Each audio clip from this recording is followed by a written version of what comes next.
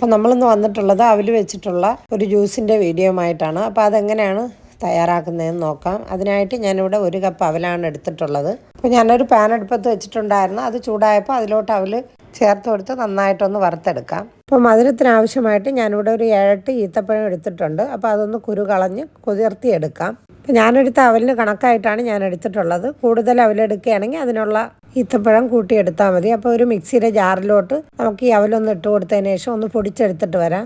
ഇതുപോലെ നന്നായി പൊടിച്ചെടുത്തിട്ടുണ്ട്. ഇനിയാണ് നമ്മൾ ബാക്കിയുള്ള ഇൻഗ്രീഡിയൻസ് ചേർക്കുന്നത്. അപ്പോൾ ഇതിലോട്ട് ഞാൻ കുറച്ച് നട്ട്സ് ചേർത്തിട്ടുണ്ട്. കുതിർത്ത് വെച്ച ഈത്തപ്പഴവും കൂടെ ഈ സമയം നമുക്ക് ചേർത്ത് കൊടുക്കാം.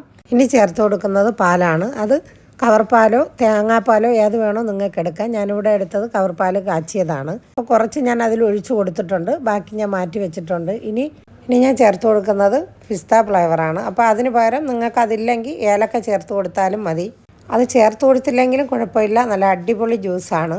അപ്പോൾ കുറച്ച് കസ്കസ് ഞാൻ കുതിർത്ത് വെച്ചിട്ടുണ്ട്. അതൊരു ഗ്ലാസിൻ്റെ ജഗ്ഗിലോട്ട് ഞാൻ ഒഴിച്ചു കൊടുക്കുന്നുണ്ട് കുറച്ച്. ഇനി അതിലോട്ട് തന്നെ നമുക്ക് ഈ അടിച്ചു വെച്ച ജ്യൂസും കൂടെ ചേർത്ത് കൊടുക്കുക. ഇനി ബാക്കി ഇരിക്കുന്ന പാലും കൂടെ ചേർത്ത് നമുക്ക് നമ്മുടെ ജ്യൂസ് ഒന്ന് മിക്സ് ചെയ്തെടുക്കാം. നമ്മുടെ ചാനൽ ആദ്യമായി കാണുന്നവരാണെങ്കിൽ സബ്സ്ക്രൈബും ലൈക്കും ഒന്ന് ചെയ്ത് സപ്പോർട്ട് ചെയ്യണേ. അപ്പോൾ നമുക്ക് സെർവ് ചെയ്യുന്ന ഗ്ലാസ്സിൽ കുറച്ച് കസ്കസ് കൂടെ ചേർത്തിട്ട് ഈ ജ്യൂസ് ഒന്ന് ഒഴിച്ചു കൊടുക്കാം. അപ്പോൾ നിങ്ങൾ ഈ ജ്യൂസ് ഒന്ന് തയ്യാറാക്കി കുടിച്ചിട്ട് കമൻറ്റ് ചെയ്യണേ. അപ്പോൾ നമുക്ക് 1 കവർ പാലും 1 കപ്പ് അവലും ഉണ്ടെങ്കിൽ നല്ല അടിപൊളിയായിട്ട് ഒരു 5 പേർക്കുള്ള ജ്യൂസൊക്കെ തയ്യാറാക്കി എടുക്കാൻ പറ്റും. അപ്പോൾ നിങ്ങളെല്ലാവരും ഈ നോമ്പിന് ഒന്ന് തയ്യാറാക്കി നോക്കണം. നല്ല അടിപൊളി ജ്യൂസാണ്.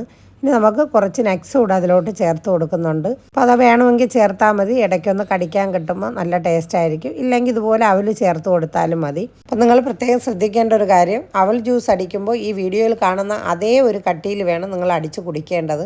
ഒത്തിരി കട്ടിയും ആക്കരുത്, ഒത്തിരി ലൂസും ആക്കരുത്. എങ്കിലേ ആ ജ്യൂസിന് നല്ലൊരു ടേസ്റ്റ് ഉണ്ടാവുള്ളൂ.